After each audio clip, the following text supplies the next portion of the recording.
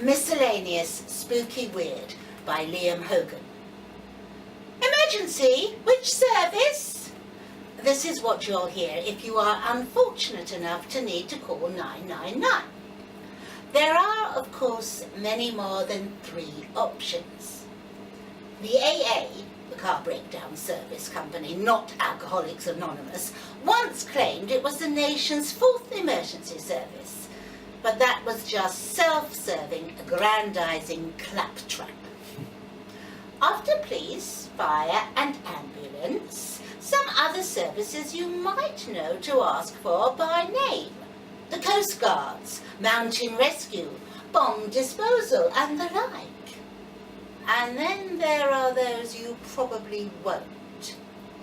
It is the dispatch operator's job to forward you on to the appropriate people, working from a list which is rather longer than you would suppose.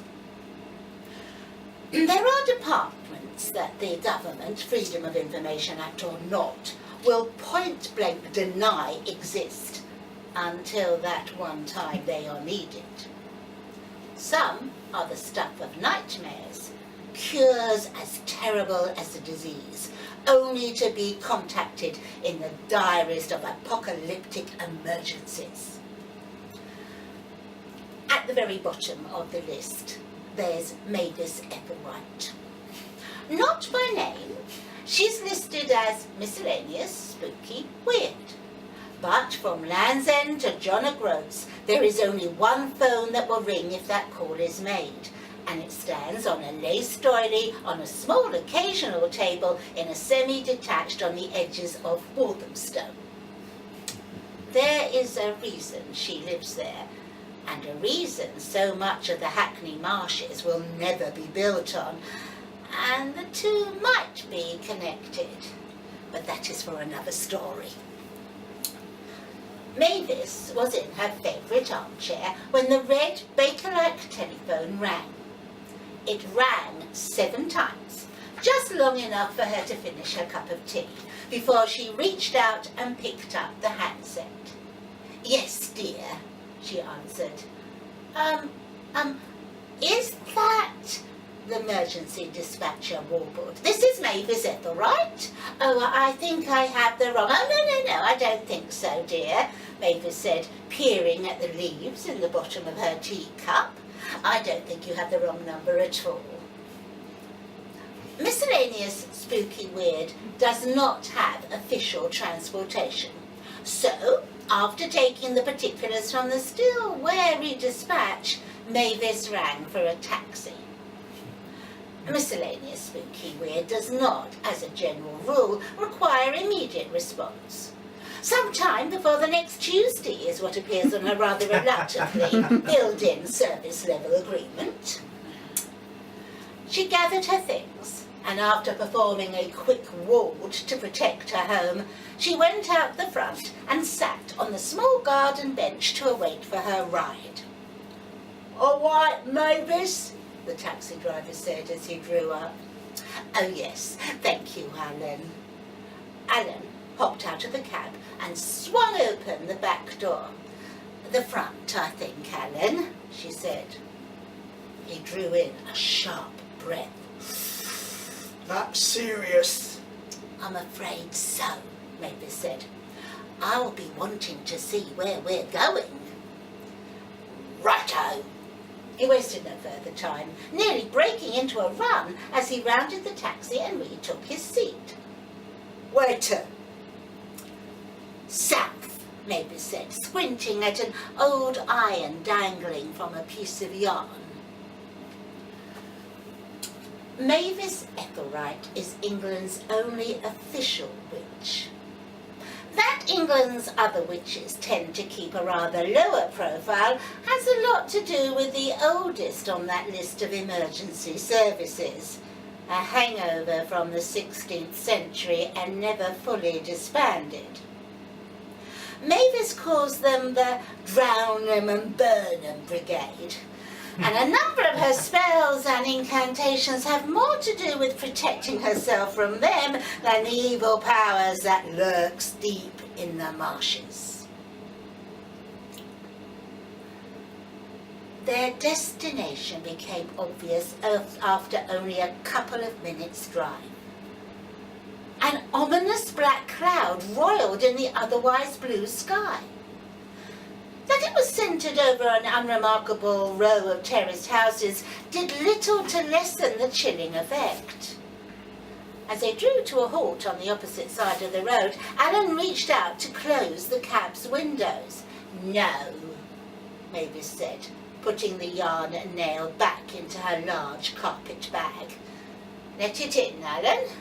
Best I know as much about it as possible." The cloud's shape enveloped them. A gloomy darkness fell, and the street lamps fizzled briefly on and then, just as quickly, faded back into the black, the amber light sucked dry by smoky tendrils.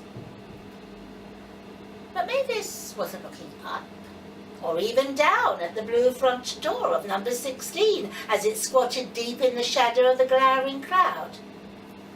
She was facing the other way, eyeing that rarest of mythical beasts, a working BT telephone box. She handed a thermos flask to Alan and rooted it into her bag for a couple of extra travel cups. "3 teas, please, Alan. 1 for you, you know how I like mine, and the third one with 1, no, better make it 2 sugars." She cracked open the cab door and shivered. "You sure this is your department, Mavis?" Alan asked, his Mockney accent slipping somewhat and showing a hint of his long-buried Armenian upbringing. "No, I don't suppose it is. But we're here now. Best make do." She edged her way carefully over to the phone booth. An advert for a Meat Inferno pizza hid the interior, but beneath the door there was a glimpse of black lace underskirt over a pair of scuffed DMs. Mavis pulled the kiosk door open. "Are you all right, dear?" she asked, as a pair of startled eyes peered up through charcoal eyeshadow streaked by tears. "Oh, Jessica, isn't it? I guess it was you who phoned this in."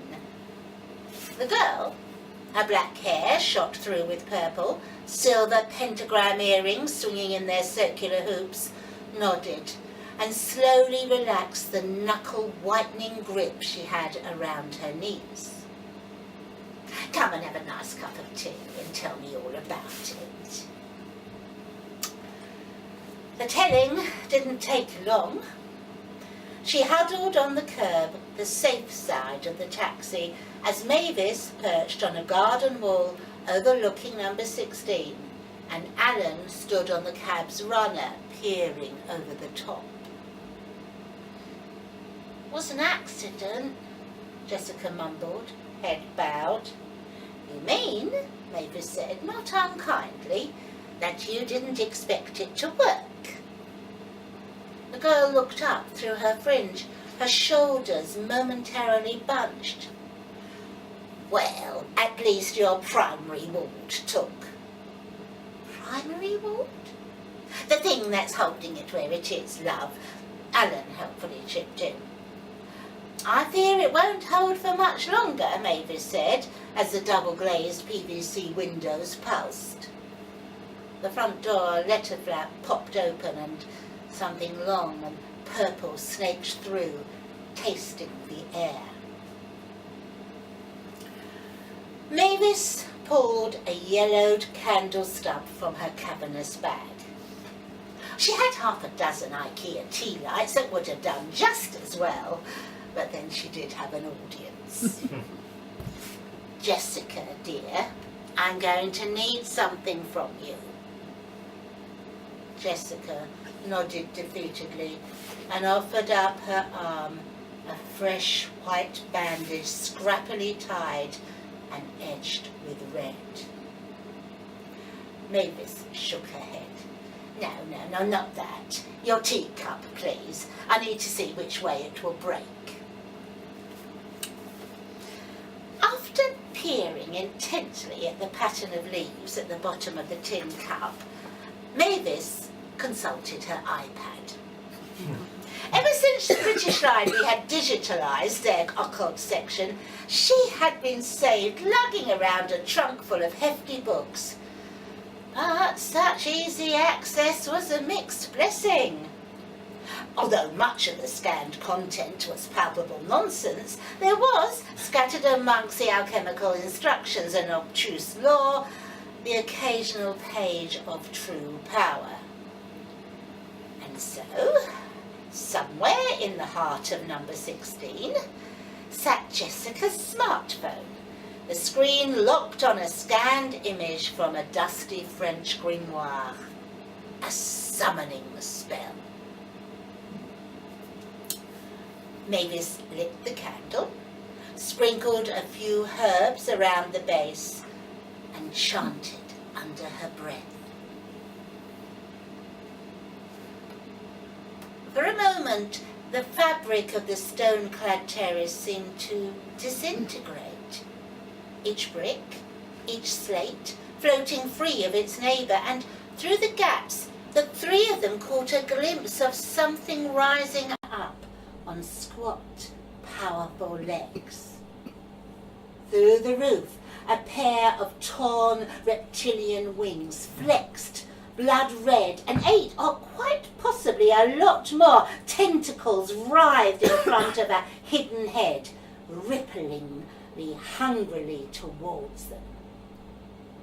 It was slipping their bonds, shaking itself free both of the physical restraints, the bricks, the mortar, the cavity wall installation, and also of the magical ward that Jessica had involved in its summoning. Mavis reached out and with her bare fingers snuffed the candle. There was a noise, not unlike that of an elephant, minus the bones, dropped from a great height directly onto the hard concrete floor of Tate Modern's turbine hall. Mavis ducked behind the body of the cab as a couple of tons of calamari and dragon blood spluttered across the road, and the stench of the grave passed over them. The chill, dank air lifted, and sunlight floated blindingly back, as though a total eclipse had finished way before it was due. In the near distance, a bird nervously started up its song, only to peter out into embarrassed silence when it realised it was singing solo. "May I borrow your phone, Alan?" Mavis asked. Alan stood rooted to the spot, something purple dripping from his cheek, until she asked again, and silently he handed it over. She tapped quickly away, and immediately a voice asked, "Emergency service, which service?" "Eldritch clean-up, please," Mavis said. "Eldritch what?" "It's on the list, dear. Authorization code Howard Phillips." "Oh, better get me an environmental disaster squad as well," she said, eyeing the splattered tentacles and ectoplasmic goo. "Oh, and a media blackout squad, stat." "What happens now?" Jessica asked, her voice small. Mavis looked up at the gaping hole in the roof as a section of chimney plummeted into the smoking remains. "Normally we go down the gas leak route.